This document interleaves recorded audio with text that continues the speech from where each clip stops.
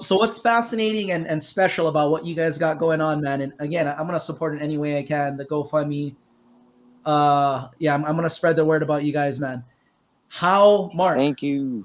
How do you get? How do you develop a kid to be disciplined? And I mean, you guys, everyone here, you've seen the clip of his style and him just ripping it, multiple rounds. Me, when I do a jam, I'll have 3 highlight rounds, but there was like 8 rounds that he threw, and it was just patented. The timing, the position, the control, the musicality. We didn't play the music that loud, but again, I noticed you were throwing some. You were dancing from freezes in the top rocks. You know the speed you had. Um, I guess starting from, well, let's ask Daydream. Daydream, when did you feel like you wanted to get good at breaking and get disciplined? Because that's what it is, man. When you're doing something and getting that good, man, that's the magic right there, the discipline. I think it was like 2 or 3 years ago. I was on YouTube. I had watched this video of Dizzy. He got called out by this kid in the Philippines, and this was my first time ever seeing Dizzy. I was like, wow, those threads were so sick. So I started. I was like, man, that's what I want to do. I You're wanted to be a inspired by b-boy his like Dizzy. style. Oh yeah, I was inspired by his threads. That Sick. really got me like passionate about breaking and about like threading. And then Mm. as recent times, like a year ago, one of our crewmates, my Alex or Potts, he really helped me grow my style with my freezes and like my transitions and stuff. And now it's like just watching my crew break. It's like very inspiring, and yeah. That's Nice. dope, man. So, Mark, before he seen the threads, I know he was kind of tagging along with you guys. You said you've been breaking since what, 95, 97, you said? Oh, I started 97 and then I stopped for a long time. And then I really, I forgot what year I really started up again. Like I said, this time I'm not going to stop. You know what I mean? Because I was trying other things, other hobbies and stuff. But I finally told myself, nah, man, always come back to breaking. You know what I mean? Like once you hear the music, you start to dance. You know what I mean? So it was just in my bones. But I used to take him and his younger brother to the district arts, and they were really young at that time, so they would really just be messing around, and the people were very respectful, everyone that was there. But I started to tell them, like, you know what, guys, if you're not going to dance, I'm not going to take you here, because this is people's time, and they're trying to use it to train and have fun. It's okay, to talk, and they want to have fun, but they really only have a few hours, and they're trying to train. So I stopped bringing them, but of course I kept dancing, and I'd always also practice in the garage.